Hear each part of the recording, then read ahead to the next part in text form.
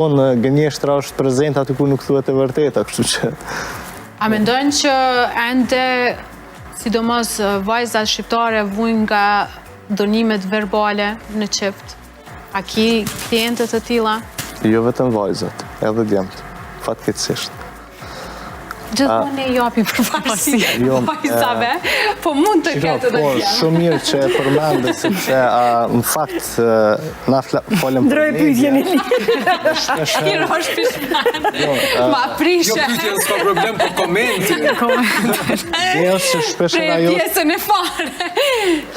Ideja është që shpeshherë ajo që plasohet për shembull në media, ose gjithmonë jemi mësuar me pas gjithmonë viktimen vetëm vajzën ose vetëm gruan. Mirë po realisht ka dhe burra ose edhe meshkuj që shpeshherë janë viktima, mirë po janë viktima të heshtura, që shpeshherë nuk dalin. Si bie kjo? I bie për shkak se egoja, po është edhe ajo pjesa e sedrës ose krenarisë që mashkulli ka dhe normalisht nëse ai del hapur dhe thotë që unë jam dhunu ose unë jam, si me thonë, ofendu ose kështu, atëherë normalisht që kamera ajo krenaria e tij mashkullor, kështu që si me thonë një farë mënyrë. Domos kur publikohet, për shembull, nëse publikohet lajmi nëpër rrjete sociale, e kemi pa, gjithmonë gruaja është me një tenxhere ose me një fortere, diçka prej kuzhinës tu e rre burrin. A momentin kur publikohet dhuna për gruan, është burri kështu tamam tu i mshu box. Forma qysh ilustrohet dhuna ndaj burrave, edhe dhuna qysh ilustrohet ndaj grave. Më thonë ka shumë rëndësi, për shembull, ndoshta unë si gazetare e shoh edhe këtë pjesë që për burrat po përqeshen, burrat po përqeshen në momentin. Na po flasim ndoshta për dhunën fizike, por mos harroni se edhe dhuna verbale është Dhuna verbale, sepse deri vonë shumë njerëz nuk e kanë kuptuar që okej, unë jam tu dhënu nga gjuha, por jo vetëm dhunë fizike.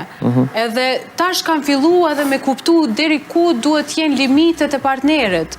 Edhe këto kliente, sa vina, a keni më shumë kliente nga gjenia femrore apo mashkullore? Normalisht gjithmonë ka nga gjenia femrore, sepse për nga natyra nëse i shohem... Edhe si pas kush mendon që dënohet nga ana psikologjike më tepër? Të ana psikologjike janë të dy palët. Këtu nuk mundem me nda. Nuk mundem me nda të dyat, sepse kisha me sen shumë i padrejt nëse kisha me thonë kjo ose kjo.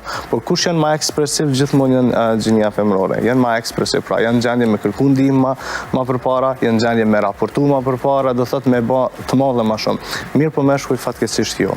Duhet shumë mund, shumë guxim për ma deri te ajo pikë. Në komunën e Prizrenit, kur ka qenë një tryezë, faktikisht dhuna psikologjike ka dalë në raportimin më të madh të asaj dhunës fizike. Do të thotë vendin e parë raportimet më të mëdha ishin të dhunës psikologjike, vike dhuna ekonomike, pastaj vike dhuna fizike. Do të thotë ndoshta çifti din me i kalu disa shkollë, me të i kalu shumë sfida deri sa vjen te Po kur ka dhunë verbale, dhunë psikologjike, mendoj që është hallka e parë e zinxhirit për me shku deri te dhuna fizike.